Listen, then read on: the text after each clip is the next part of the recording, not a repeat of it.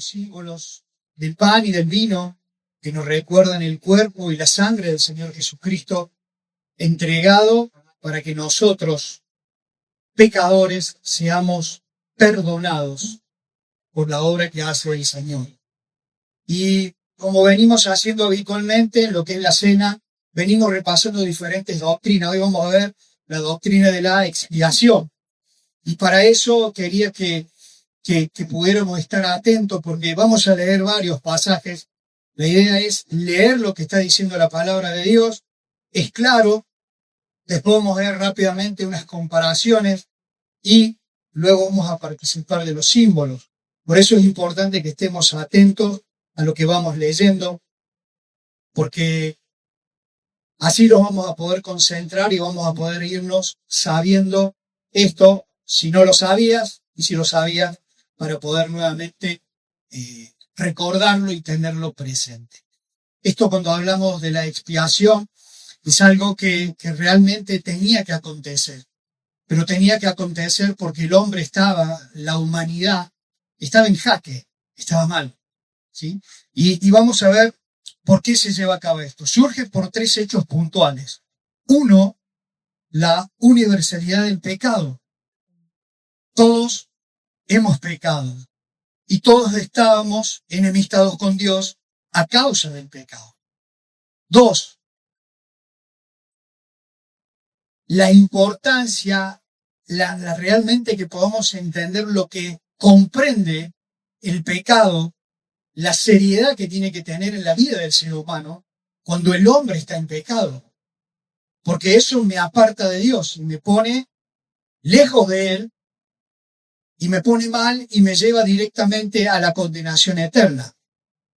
Y 3, porque el hombre está incapacitado ante el problema del pecado. Y es ahí donde Dios, allá en los comienzos, empieza a hacer todo.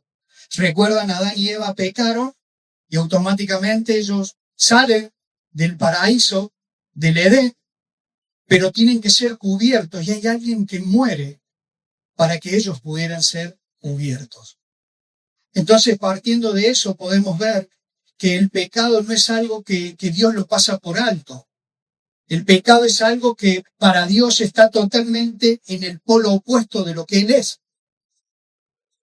Y Dios ama al ser humano, pero en la condición del pecado, cuando lo ve así, no lo puede entender esto. Es decir, no lo puede aceptar así, entonces hace algo para que eso salga, eso que impide tener la relación hombre y Dios. Y es ahí donde Dios, en su inmenso amor, empieza siempre a proveer de una forma u otra para que el hombre se reencuentre nuevamente con Él, que empieza a tener una verdadera relación con Él. Y es ahí porque el pecado lo separa, el pecado a nosotros nos pone lejos de Dios, el pecado nos lleva a un mal final, el hombre no lo puede resolver. Entonces, ¿quién actúa? Actúa Dios. Por eso es que este tema de la expiación es tan importante, porque vamos a poder llegar a la conclusión de qué es la expiación. La expiación la podemos definir como la eliminación del pecado o la culpa por medio de un pago sacrificial. Es pagar una sanción, es pagar una deuda, es pagar una pena impuesta a causa de una desobediencia. Y acá hay alguien que lo paga. El inocente paga por el culpable. Y de esa manera se establece nuevamente una relación. Vamos a poder verlo en el Antiguo Testamento y luego lo vamos a ver en el Nuevo Testamento. En el Antiguo Pacto y en el Nuevo Pacto. Para que a partir de ahí, leyendo estos pasajes que vamos a leer, es bastante, podamos tener claro qué es esto, de esta expiación que ha hecho Dios, el Señor Jesucristo, para la humanidad. Y que yo puedo gozarme en ella. Por eso te invito a que busques ahí en el Antiguo Testamento, vamos a leer, para el pueblo de Israel, Dios había hablado, les había sacado de la esclavitud, van por el desierto y Dios empieza a dar ya directivas para esta nación, para este pueblo elegido de Él. Y que Él decía que tenían que cumplir con determinadas cosas, no contaminarse con todo lo que estaba alrededor.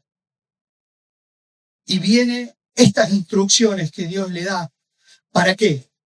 Para poder justamente que el pecado que va aconteciendo sea quitado, o sea, apaciguada esa ira que tiene Dios ante el pecado. Vamos al Antiguo Testamento, Levítico capítulo 16. El pueblo de Israel constantemente, como nosotros hoy en día, cometemos pecado, y ante ese pecado había que llevar un cabrito y ponerlo para que ese pecado sea perdonado. Y todos los días se hacían sacrificios. Se había hecho una tienda de reunión, el tabernáculo, y ese tabernáculo tenía determinados elementos. Y esos elementos eran muy importantes. Estaba todo el tabernáculo cercado, todo el pueblo estaba alrededor. Y tenía el altar del holocausto, luego la fuente de bronce donde el sacerdote se debía limpiar para luego empezar a hacer todos los rituales. Luego venía el lugar santo, donde estaba el candelabro de oro, la mesa de proposición con los panes, el altar del incienso, y luego venía el lugar santísimo. Que en ese lugar santísimo estaba el arca del pacto, la presencia de Dios mismo, y adentro estaban las tablas de la ley, una porción del maná y la vara de Aarón. Y todo eso tapado con una tapa que era la tapa de la propiciación, y ahí estaban dos querubines que estaban constantemente mirando eso. Eso estaba ahí. Y eso era lo que Dios decía que el pueblo debía tener. Dios le dio las instrucciones a Moisés. Moisés lo preparó conforme a lo que Dios le había dicho y estaba en funcionamiento.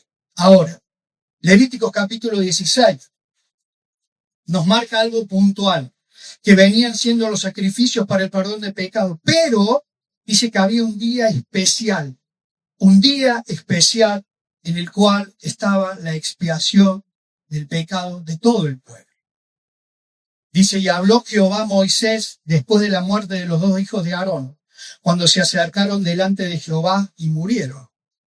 Y dijo Jehová a Moisés, di a Aarón tu hermano, que no en todo tiempo entre en el santuario detrás del velo, delante del propiciatorio que está sobre el arca, para que no muera, porque yo apareceré en la nube sobre el propiciatorio. Con esto entrará Aarón en el santuario, con un becerro para expiación y un carnero para holocausto. Se vestirá la túnica santa de lino, y sobre su cuerpo tendrá calzoncillos de lino, y se ceñirá el cinto de lino, y con la mitra de lino se cubrirá. Son las santas vestiduras. Con ella se ha de vestir para después lavar su cuerpo con agua. Después de lavar su cuerpo con agua. Y de la congregación de los hijos de Israel tomará 2 machos cabríos para expiación y un carnero para holocausto. Y hará traer a Aarón el becerro de la expiación, que es suyo, y hará una reconciliación por sí y por su casa. Después tomará los 2 machos cabríos y los presentará delante de Jehová a la puerta del tabernáculo de reunión. 8. Y echará suerte a Aarón sobre los 2 machos cabríos, una suerte por Jehová y otra por Azazel. Y hará traer a Aarón el macho cabrío sobre el cual yaciere la suerte por Jehová, y lo ofrecerá en expiación. Mas el macho cabrío sobre el cual cayere la suerte por Azazel, lo presentará vivo delante de Jehová para hacer la reconciliación sobre él y para enviarlo a Azazel al desierto. Y hará traer a Aarón el becerro que era para expiación suya, y hará reconciliación por sí y por la casa y por su casa, y degollará en expiación el becerro que es suyo. Después tomará un incensario lleno de brasas de fuego del altar de delante de Jehová, y sus puños llenos de perfumes aromáticos molidos, y lo llevará detrás del velo. Y pondrá el perfume sobre el fuego delante de Jehová, y la nube del perfume cubrirá el propiciatorio que está sobre el testimonio, para que no muera. Tomará luego de la sangre del becerro y las rociará con su dedo hacia el propiciatorio al lado oriental. Hacia el propiciatorio esparcirá con su dedo 7 veces de aquella sangre. Después degollará al macho cabrío en expiación por el pecado del pueblo. Y llevará la sangre detrás del velo adentro, y hará de la sangre como hizo con la sangre del becerro, y la esparcirá sobre el propiciatorio y delante del propiciatorio. Así purificaré el santuario a causa de las impurezas de los hijos de Israel, de sus rebeliones y de todos sus pecados. De la misma manera hará también al tabernáculo de reunión, el cual reside entre ellos en medio de sus impurezas. Ningún hombre estará en el tabernáculo de reunión cuando él entre a hacer la expiación en el santuario, hasta que él salga y haya hecho la expiación por sí, por su casa y por toda la congregación de Israel. Y saldrá del altar que está delante de Jehová y lo expiará, y tomará de la sangre del becerro y de la sangre del macho cabrío, y lo pondrá sobre los cuernos del altar alrededor, y esparcirá sobre él de la sangre con su dedo 7 veces, y lo limpiará y lo santificará de las inmundicias de los hijos de Israel. Cuando hubiera acabado de expiar el santuario y el tabernáculo de reunión y el altar, hará traer al macho cabrío vivo. Y pondrá Aarón sus 2 manos sobre la cabeza del macho cabrío vivo, y confesará sobre él todas las iniquidades de los hijos de Israel, todas sus rebeliones y todos sus pecados, poniéndolos así sobre la cabeza del macho cabrío, y lo enviará al desierto por mano de un hombre destinado para esto. Aquel macho cabrío llevará sobre sí todas las iniquidades de ellos a tierra inhabitada, y dejará ir el macho cabrío por el desierto. Después vendrá Aarón al tabernáculo de reunión, y se quitará las vestiduras de lino que se había vestido para entrar en el santuario, y las pondrá allí. Luego lavará su cuerpo con agua en el lugar del santuario, y después de ponerse sus vestidos saldrá y hará su holocausto y el holocausto del pueblo, y hará la expiación por sí y por el pueblo. 25. Y quemará en el altar la grosura del sacrificio por el pecado. El que hubiese llevado el macho cabrío a Azazel llevará sus vestidos, lavará también con agua su cuerpo, y después entrará en el campamento. Y sacarán fuera del campamento el becerro y el macho cabrío inmolados por el pecado, cuya sangre fue llevada al santuario para hacer expiación, y quemarán en el fuego su piel, su carne y su estiércol. Y el que los quemare lavará sus vestidos, lavará también su cuerpo con agua, y después podrá entrar en el campamento. Y esto tendréis por estatuto perpetuo en el mes 7, a los 10 días del mes. Afligiréis vuestras almas, y ninguna obra haréis, ni el natural ni el extranjero que mora entre vosotros.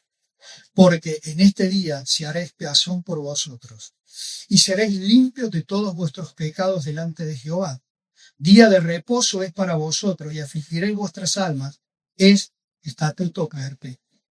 Hará la expiación el sacerdote que fuere ungido y consagrado para ser sacerdote en lugar de su padre, y se vestirá las vestiduras de lino y las vestiduras sagradas, y hará la expiación por el santuario santo y el tabernáculo de reunión. También hará expiación por el altar, por los sacerdotes y por todo el pueblo de la congregación. Y esto tendréis como estatuto perpetuo para hacer expiación una vez al año por todos los pecados de Israel. Y Moisés lo hizo como Jehová lo mandó. Capítulo 16 completo. Vemos acá cómo era todo el procedimiento. Se venía llevando a cabo el tema del perdón de los pecados. El que había pecado traía su animal, lo ponía, lo agarraban los sacerdotes y lo sacrificaban. ¿Sí? Pero una vez al año pasaba esto, que una vez al año no se hacía ninguna actividad y todos debían estar pendientes de eso. El pueblo todo alrededor del tabernáculo, y dice que el sumo sacerdote agarraba y él primero se tenía que purificar él, se tenía que limpiar él. y ofrecía un becerro, lo degollaba. Él se lavaba, él lo presentaba en primer lugar, por él y por su familia. Luego traía 2 machos cabríos. Dice que el macho cabrío particularmente tiene un olor muy fuerte. Y dice que cuando era degollado, esa sangre se ponía en un recipiente y luego de ese recipiente, anteriormente eso él tenía que entrar con el incienso que estaba en el lugar santo, que salía y llevaba y entraba al lugar santísimo inclinado, no podía entrar de forma como entramos normalmente nosotros. Y así tiraba incienso y se levantaba un aroma y esparcía todo como un estilo de nube. Luego venía y traía la sangre y esparcía la sangre. Eso lo hacía el sumo sacerdote una vez por año. Y solo él lo podía hacer. Ahora interesante, dice que se tenía que cambiar la ropa. El sumo sacerdote se destacaba del resto por su vestimenta, por las cosas que llevaba. Pero cuando este día llegaba, él se tenía que vestir de una forma especial. Dejaba sus ropas de sumo sacerdote y se vestía tal cual como había sido establecido por Dios, que le dijo a Moisés para que lo hiciera. Y él después de eso entraba, hacía todo este ritual. ¿Para qué? Para que Dios perdonara los pecados, para que se pudiera reconciliar nuevamente el pueblo con él por todo lo que venía aconteciendo y venía pasando. Era un día especial en el cual todos debían estar pensando, ahí lo dice, afligirse en lo íntimo, pensando en mis pecados, y que ahora venía este momento para ser perdonado por lo que habíamos hecho. Luego de eso dice que él salía y agarraba el otro macho cabrío que había quedado vivo, ponía sus manos, oraba pidiendo perdón, confesando los pecados de todo el pueblo, y a ese animalito uno lo llevaba y se lo llevaban al desierto, y ahí era largado. Luego en el desierto seguramente las fieras lo comerían, lo matarían. Luego de eso se sacaba los 2 que habían sido el becerro y el macho cabrío y se los llevaba afuera y eran quemados íntegramente.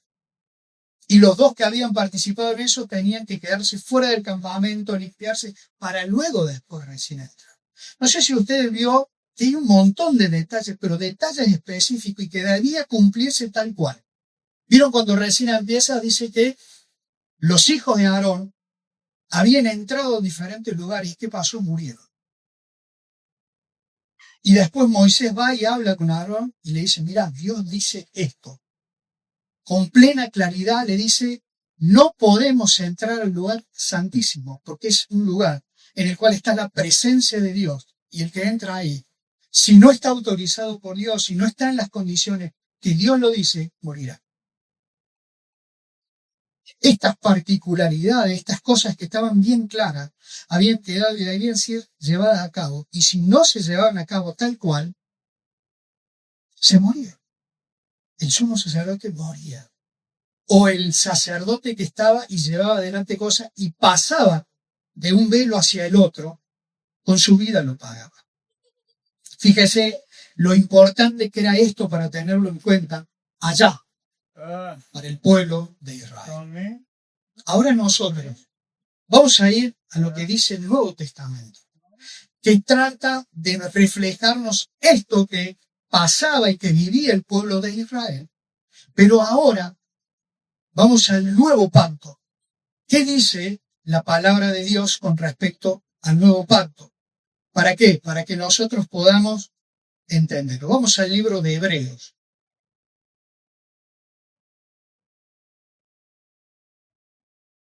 Hebreos capítulo 9. En el libro de Hebreos tenemos capítulo 7, capítulo 8, capítulo 9, capítulo 10. Habla del Señor Jesucristo. Habla de Jesús que ya vino y que consuma todo lo que se había hablado por él, todos los profetas anteriores, todo lo que se había dicho de él. Y el Señor Jesucristo viene y lleva a cabo todo. Y acá está, cuando viene y aparece también esta misma situación que pasaba en la antigüedad. Ahora viene el Señor Jesucristo y lo lleva a cabo de una forma especial. Y esto es lo que representa para nosotros hoy la expiación de nuestros pecados hecho por el Señor Jesucristo de una vez y para siempre. En aquel entonces era para el pueblo de Israel y tenía estas connotaciones, estas particularidades para llevarse a cabo. Pero transcurrido el tiempo, cumplida la promesa de Dios, vino el Señor Jesucristo y lleva adelante ahora Él un sacrificio único y especial para que nuestros pecados sean perdonados, pero lo más importante, para que sean quitados y no estén más.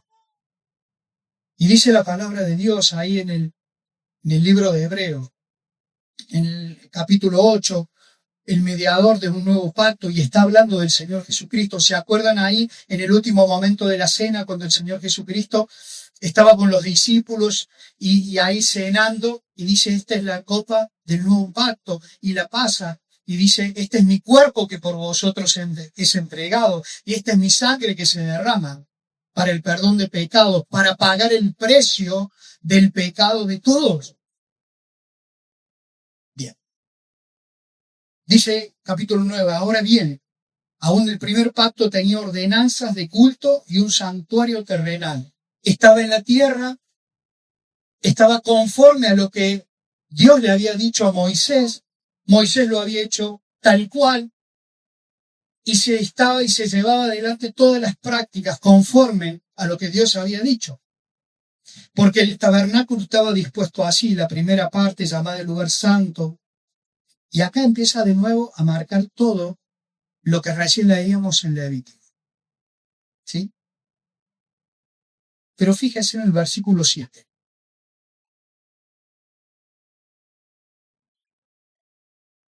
Lo que recién leíamos, pero la segunda parte, solo el sumo sacerdote una vez al año, no sin sangre, la cual ofrece por sí mismo, por los pecados de la ignorancia del pueblo, dado el Espíritu Santo a entender con esto, que aún no se había manifestado el camino del lugar santísimo, entre tanto que la primera parte del tabernáculo estuviese en pie, lo cual es símbolo para el tiempo presente, según el cual se presentan ofrendas y sacrificios que no pueden hacer perfecto en cuanto a la conciencia al que practique ese culto.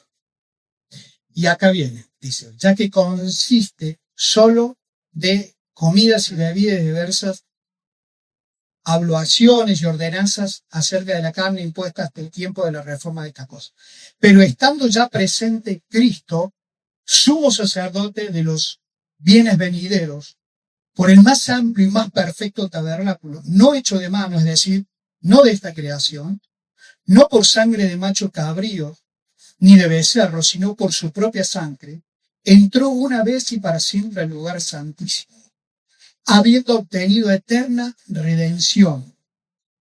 Porque si la sangre de los toros y los machos cabríos y la ceniza de la becerra rociada a los inmundos santificaban para la purificación de la carne, cuánto más la sangre de Cristo, el cual mediante el Espíritu Eterno se ofreció a sí mismo sin mancha a Dios, limpiará vuestras conciencias de vuestras obras para que muertas, para que sirváis al Dios vivo.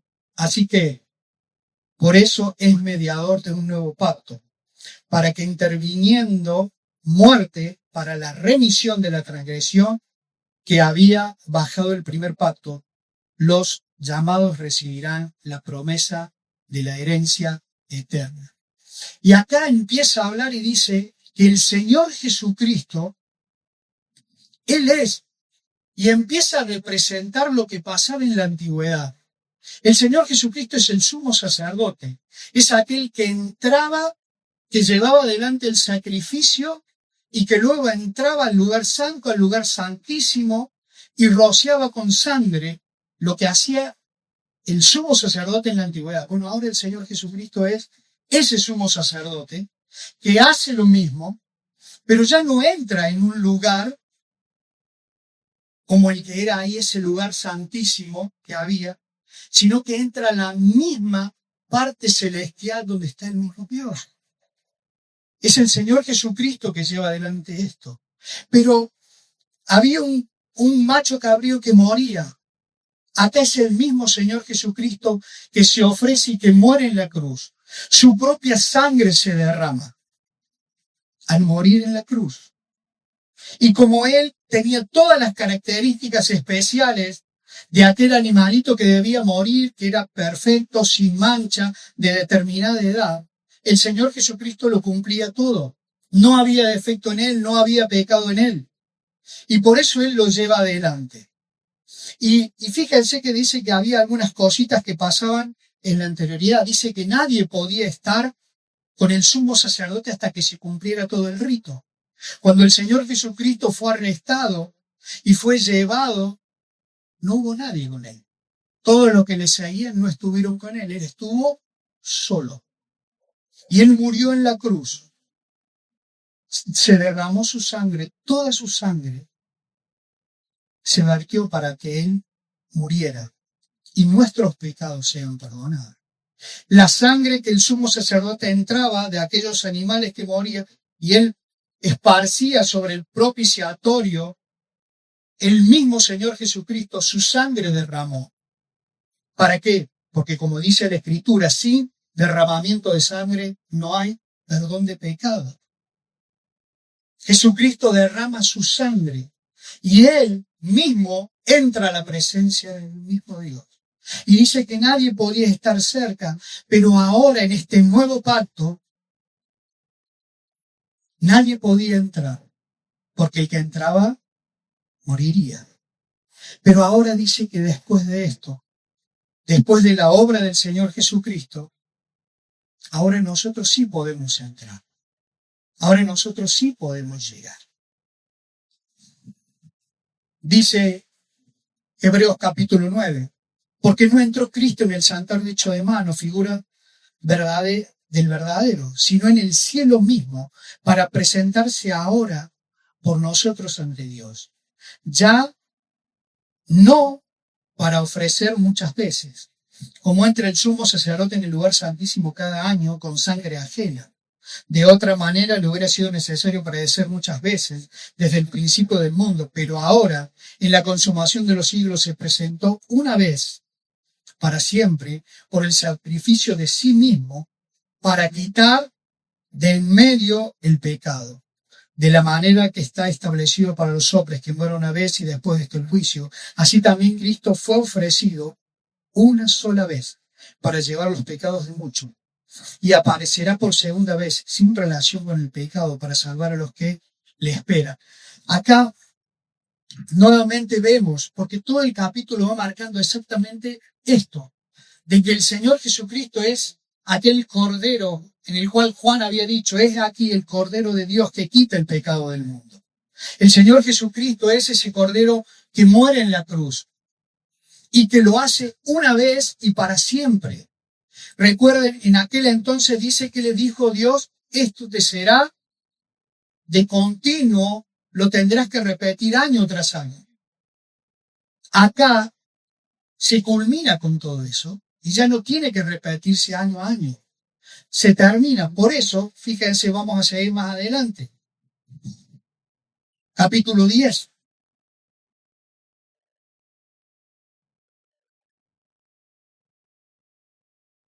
Pero en estos sacrificios cada año se hacía memoria de los pecados. Es decir, el pecado era perdonado ese año, pero luego después se continuaba y el año que viene había que hacerlo de nuevo. Y había que hacerlo. Versículo 4. Porque la sangre de los toros y de los machos cabríos no pueden quitar los pecados. Por lo cual entrando en el mundo dice, sacrificio y ofrenda no quisiste, mas me preparaste cuerpo, holocausto y expiación por el pecado, no te agradaba. Entonces dije, he aquí que vengo, oh Dios, para hacer tu voluntad. Como en el rollo del libro que está escrito de mí, diciendo primero, sacrificio y ofrenda y holocausto y expiación por el pecado no quisiste, ni te agradaron, las cuales cosas se ofrecen según la ley.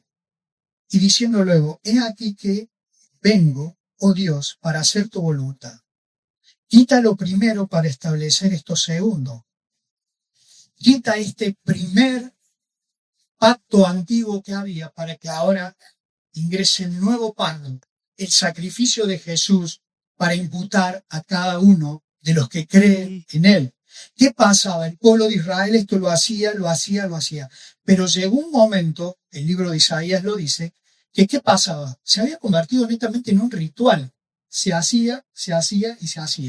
Y no se tenía en cuenta, no se tenía la solemnidad, no se afligía en el corazón. ¿Para qué? Para tener presente que el hombre había ofendido a Dios y que en esa situación había un problema. Pero ¿qué pasa? Se había convertido netamente en un ritual y nada más. Que es el peligro que nosotros corremos hoy, hermano. Cuando nosotros en este momento que vamos a participar de los símbolos, podemos también tener esta situación.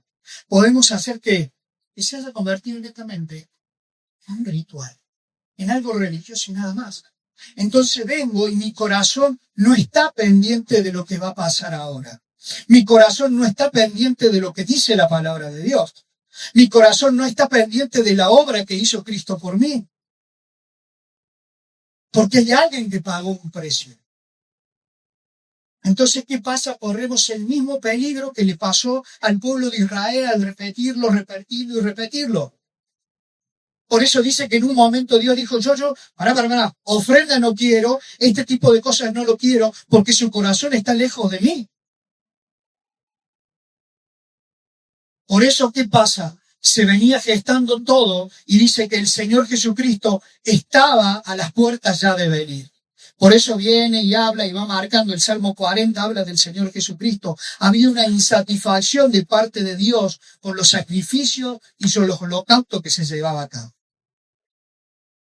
Entonces, ¿qué pasaba? Todo esto. Jesucristo viene y habla y dice, el reino de Dios ha llegado. Es hora de ¿qué? De arrepentirse y reconciliarse con Dios. Y él empieza a hablar y todos los judíos en ese momento esperaban la imposición del reino de una manera especial. Pero Jesucristo venía marcando otras cosas. Por eso cuando el Señor es crucificado, muchos de los que estaban con él no lo entendían. Porque no estaban entendiendo que era necesario que él fuera a la cruz, que él muriera, que él se entregara, que su sangre se derramara por completo. ¿Para qué? Para que nuestros pecados sean perdonados, pero aparte de eso sean quitados y esos pecados no sean más recordados. He aquí que vengo, Dios, para hacer tu voluntad. El Señor Jesucristo cumplió toda la voluntad del Padre. Desde que vino en el nacimiento virginal, luego su desarrollo, todo se cumplía con las determinadas fiestas solemnes, hasta que llegó, fue grande, luego salió, empezó a predicar, a hablar, y llegó el momento de su muerte y de su crucifixión. En esa voluntad somos santificados mediante la ofrenda del cuerpo de Jesucristo, hecha una vez y para siempre.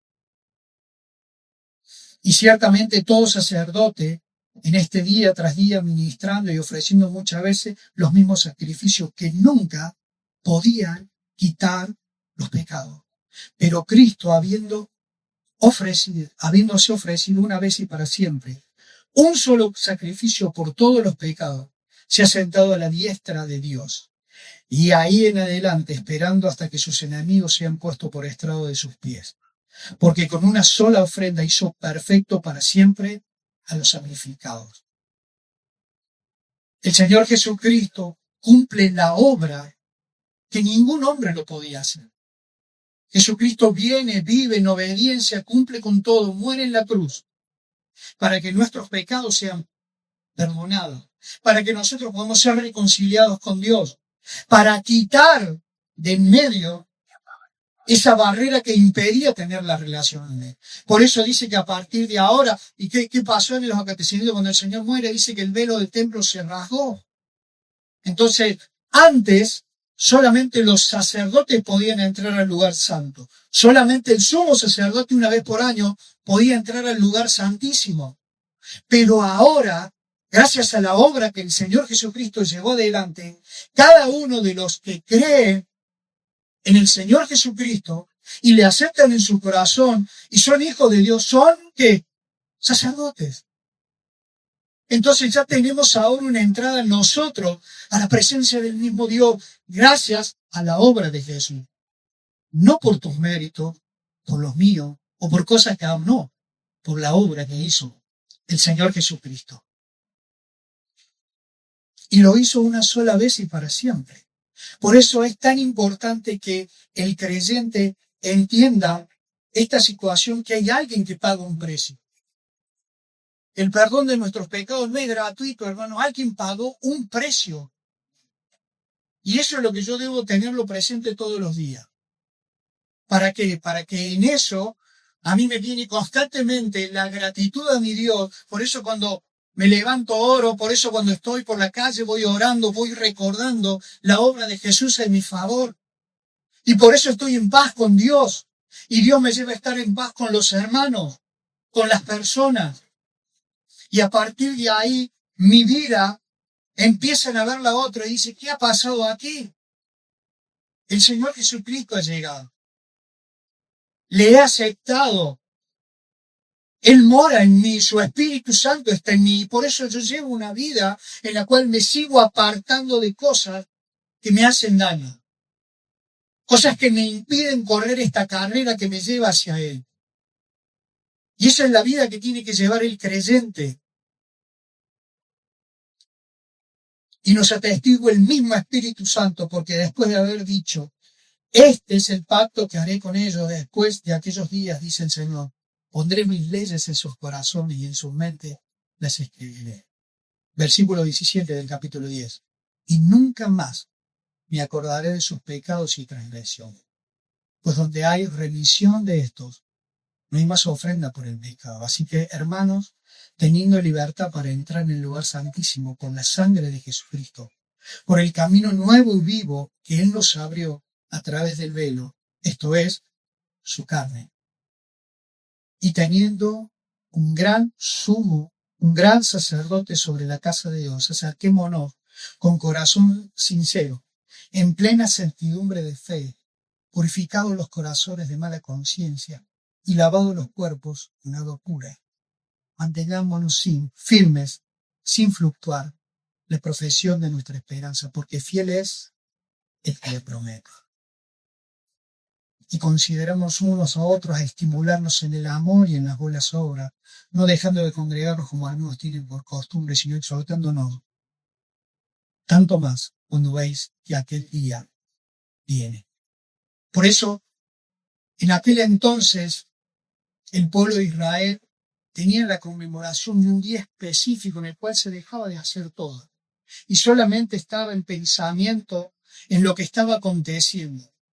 En ese mes séptimo, en ese día 10 de cada año, en el cual el sumo sacerdote llevaba adelante todo este ritual. Pero ahora nosotros, habiendo ya caducado aquello que pasó, y en el nuevo pacto, gracias a la obra del Señor Jesucristo, ahora nosotros, día tras día, podemos siempre entrar en esta presencia, en el lugar santísimo, gracias a la obra del Señor Jesucristo. Y por eso nos llama y nos estimula a que nos congreguemos, a que estemos, a que podamos crecer, a que podamos conocerle más y más y más. Y es por eso que nosotros a partir de ahí vemos que el sacrificio de Jesucristo fue suficiente. Tus pecados, si has creído en el Señor Jesucristo, has puesto tu fe en Él, tus pecados han sido perdonados de una vez y para siempre. No hace falta nuevamente estar. No, ya lo hizo. El sacrificio de Cristo fue suficiente. Y lo pagó. Y fue aceptado por el Padre. El pago que hizo el Señor Jesús lo aceptó el Padre. Y por eso ahora nosotros somos perdonados. Por eso ahora nosotros tenemos una nueva vida. Por eso ahora nosotros empezamos a vivir una vida conforme a lo que Dios quiere. Y esto es lo que nosotros tenemos que tener siempre presente. Lo que pasaba en la antigüedad, lo que ahora pasa, que el amor de Dios siempre se ha manifestado hacia el hombre. Lo que pasa es que el hombre vive a las espaldas de Dios. Y es lo que nos pasa actualmente en la sociedad que nosotros vivimos. El hombre está alejado de Dios. El hombre vive como quiere. La salvación Dios la ha provisto a todos. El llamado de Dios es a todos. Pero lamentablemente no todos responden al llamado de Dios. Y ese es el gran problema que hay. Por eso nosotros en este tiempo venimos aquí. Recordamos la obra del Señor Jesucristo hecha en nuestro favor. Recordamos que hemos sido perdonados. De que ahora tenemos una nueva posición en Cristo y por Cristo.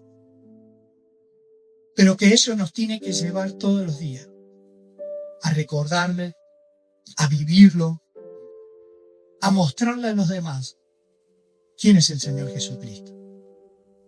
Porque saben que la gente no quiere ese centavo de Dios. ¿Sabes que puede haber un conocimiento intelectual? Sí, yo conozco que Dios está así, sí. Pero con eso no basta. Hay que tener fe en que Jesucristo murió, resucitó, que hoy está vivo y que pronto nos volverá a buscar. Para que eso sea una realidad en cada uno. Lamentablemente mucha gente no lo acepta. Mucha gente no le abre la puerta de su corazón al Señor para que su vida cambie, para que haya un verdadero perdón, para que su conciencia sea nuevamente puesta en un estado original como nos hizo Dios al comienzo. Porque hoy nuestra conciencia, la conciencia ante el pecado nos lleva a estar contaminado, cauterizado, a tener maldad.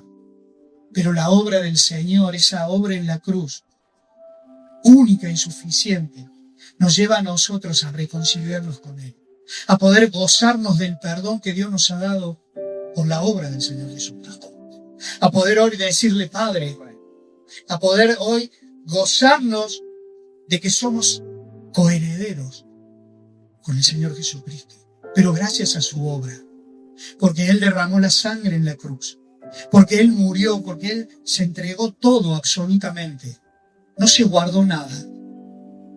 Y como decía las profecías, al tercer día iba a resucitar. Y resucitó al tercer día. Luego estuvo nuevamente entre ellos, hablándoles, enseñándoles, mostrándoles, animándoles. Y luego ascendió a los cielos. Y Él dice que pronto volverá. Pero primero tendrá un encuentro con nosotros cuando seamos arrebatados y nos vayamos de aquí. Y estaremos con Él para siempre. Por eso, qué bueno es que podamos nosotros recordar y podamos tener presente esto que habla de la expiación, que habla de ese cubrir, de ese pago, de ese quitar, que alguien lo hizo, y ese fue el Señor Jesucristo. Ese es el nuevo pacto, mi querido hermano, mi querido amigo, mi querida amiga, hermana, que Jesucristo lo pagó y que nosotros somos libres ahora gracias a la obra de Jesús. Y que eso nos lleva constantemente a querer contarle a otro, o debería llevarnos al compromiso de querer hoy vivir por amor al Señor de una manera diferente. A que ese proceso de la santificación que Dios quiere llevar en nuestra vida sea una realidad en cada uno de nosotros. ¿Por qué? Porque lo que busca el Señor es eso, es apartarnos del mal, apartarnos del pecado que nos hace daño. Por eso en esta mañana que podamos, previo a participar de los símbolos, que podamos tener presente que el Señor pagó un alto precio por cada uno de nosotros, que esa expiación fue completa, que se pagó la pena que había, esa condena que había, a causa del pecado, y que ha sido sustituida por alguien que era perfecto y sin mancha, llamado Jesús, que Él vino y que Él murió, y que hoy nosotros no somos más condenados gracias a la obra de Jesús. Que podamos tenerlo presente y que ahora al participar del pan y del vino lo podamos recordar y que podamos decirle gracias, Señor, por lo que has hecho. Gracias por lo que estás haciendo. Y que podamos tomar el compromiso de salir de este lugar pensando en ello y haciéndolo nuestro y viviéndolo todos los días. Para que de esa manera el Padre Celestial y el Señor Jesucristo estén contentos, porque dice que ve en fruto de aquello que Él tuvo que padecer y se alegrará, porque ve tu vida, ve mi vida, que realmente buscamos día tras día caminar con Él y ver cómo Él obra en cada uno de nosotros.